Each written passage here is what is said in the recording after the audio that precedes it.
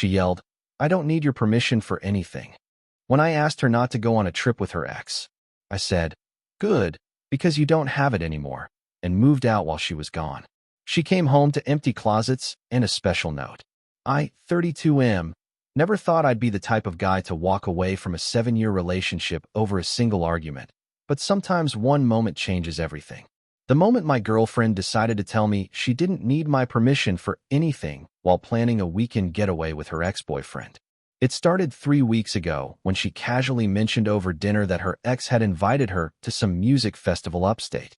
She said it like she was talking about the weather, cutting her chicken while explaining how he'd bought an extra ticket and thought she might enjoy it. I nearly choked on my wine. I asked her if she thought that was appropriate, going away for a romantic weekend with someone she used to sleep with. She laughed and said I was being insecure, that they were just friends now and had been for years. I reminded her that this was the same ex she'd been texting late at night just 6 months ago, the same one who'd sent her flowers on Valentine's Day with a note about old times. She rolled her eyes and said I was being controlling. I told her I wasn't comfortable with it and asked her not to go. That's when she exploded. She stood up from the dinner table, her face flushed with anger, and yelled that she didn't need my permission for anything. She said she was tired of me trying to dictate her friendships, and that if I couldn't trust her after all these years, maybe I was the problem. She stormed out of the room, leaving me sitting there with half-eaten plates of food and a growing knot in my stomach. That night, she slept in the guest room. The next morning, she acted like nothing had happened, making coffee and humming while getting ready for work. I tried to bring up our conversation from the night before, but she cut me off and said she'd already booked the time off work and wasn't changing her plans. Over the next 2 weeks, the tension in our apartment was thick enough to cut with a knife. She went about her daily routines while making it clear she was still planning to go on this trip. I watched her pack summer clothes into a duffel bag, saw her researching the festival lineup on her laptop, noticed her texting more frequently with a smile on her face. I realized something during those 2 weeks of cold shoulders and pointed silences. This wasn't really about the trip anymore. It was about respect, about partnership, about whether we were building something together or just living parallel lives under the same roof. The woman I'd been with for 7 years had made it crystal clear that my feelings didn't factor into her decisions. So I made a decision of my own. The Thursday before her weekend trip, I took a personal day from work. After she left for the office that morning, kissing my cheek like everything was normal, I started making phone calls. I contacted a moving company, arranged temporary storage, and put deposits down on a 1-bedroom apartment across town that I'd found online. I spent the day boxing up my belongings, taking only what was mine and leaving everything we'd bought together. She left Friday evening, hugging me goodbye and telling me she'd see me Sunday night. She seemed lighter, happier than she'd been in weeks. I told her to have a good time and watched her load her bag into the Uber that would take her to meet her ex. Saturday was moving day. The movers came early and loaded truck after truck with 7 years of my life. My clothes, my books, my guitar, my desk, my half of the furniture we'd bought when we first moved in together. I left her things untouched, but everything that was mine or ours went into storage or to my new place. By Sunday afternoon, our shared apartment looked like a different place entirely. Half-empty bookshelves, gaps where my furniture used to be, a closet with just her clothes hanging in it. I did one final walkthrough, making sure I hadn't forgotten anything important. Then I sat down at the kitchen table with a pen and paper and wrote her a note. I kept it simple. I told her that she was right. She didn't need my permission for anything. But I explained that partnerships were built on mutual respect and consideration, and when those disappeared, so did the partnership. I wrote that I hoped she'd had a wonderful weekend and that I wished her all the best in her future adventures. I signed it and left it on the kitchen counter next to her coffee maker, where I knew she'd see it first thing Monday morning. I dropped my keys in the envelope with the note and walked out of our apartment for the last time. Update 1. She started calling Monday night around 6 p.m. I was in my new apartment, sitting on a folding chair and eating takeout Chinese food off a paper plate when my phone started buzzing. I let it go to voicemail. Then she called again and again. By 10 p.m., I had 12 missed calls and a string of text messages that evolved from confusion to anger to panic. She wanted to know where I was, where my things were, what the hell I thought I was doing. She said we needed to talk, that I was being childish, that I couldn't just disappear without warning. I turned my phone off and went to bed on an air mattress in my empty bedroom. Tuesday morning, she showed up at my office. Security called up to let me know I had a visitor, and I reluctantly agreed to see her in the lobby. She looked like she hadn't slept, her eyes red and her usually perfect hair pulled back in a messy ponytail. She demanded to know why I'd moved out without discussing it with her first. I reminded her of her exact words from 3 weeks ago, that she didn't need my permission for anything. I told her I'd taken that to heart and decided I didn't need hers either. She said I was being ridiculous, that going away for a weekend with a friend wasn't the same as ending a 7-year relationship. I asked her how the festival was, whether she and her ex had enjoyed catching up on old times. Her face flushed, and she said nothing had happened between them, that it was completely innocent. I told her it didn't matter anymore whether anything had happened or not. What mattered was that when I expressed discomfort about something that felt like a boundary violation, her response was to dismiss my feelings and do it anyway.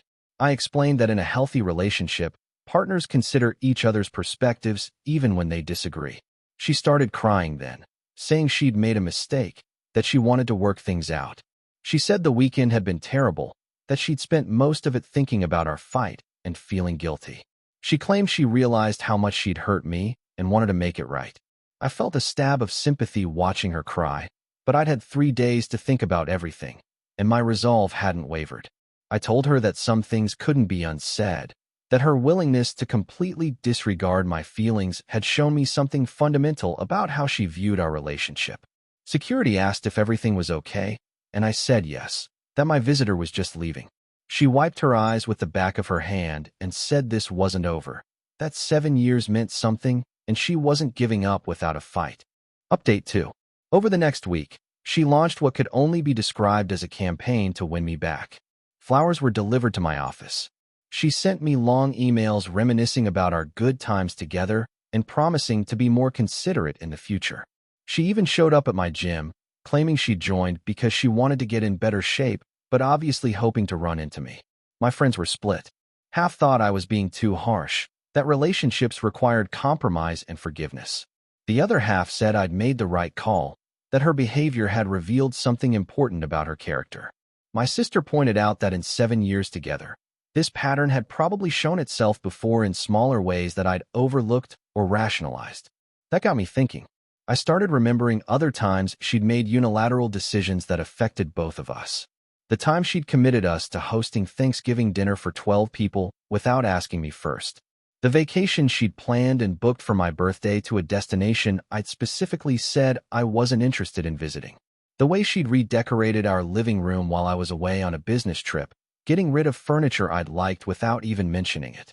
At the time, I'd thought these were minor issues, small compromises that came with sharing a life with someone. But now I could see the pattern. She'd been right about one thing.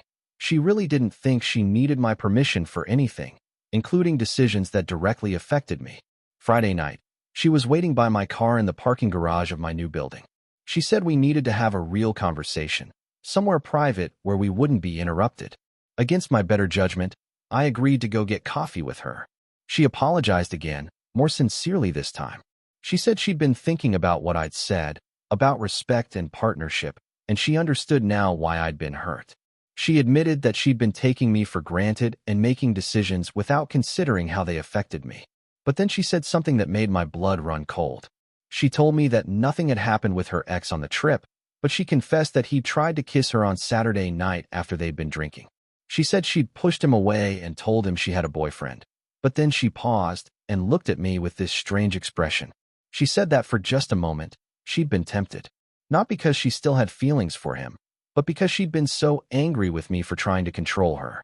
She said the thought had crossed her mind that maybe I deserved to be cheated on for not trusting her.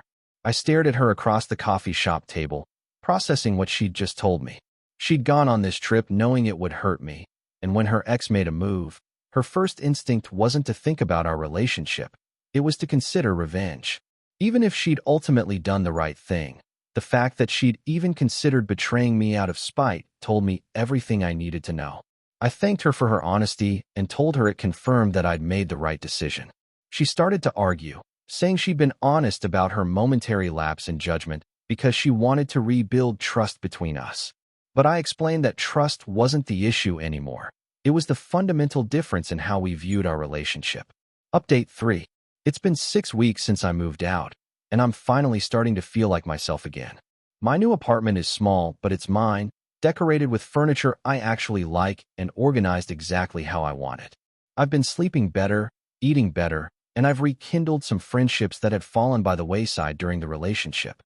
She stopped calling after our coffee shop conversation, though I heard through mutual friends that she's been telling people I abandoned our relationship over a minor disagreement. Some of our shared friends have taken sides, and I've lost a few people I thought would understand my perspective. But the friends who matter have been supportive, and I've realized that anyone who thinks dismissing your partner's feelings is a minor disagreement probably isn't someone I want in my life anyway. Last week, I ran into her at the grocery store.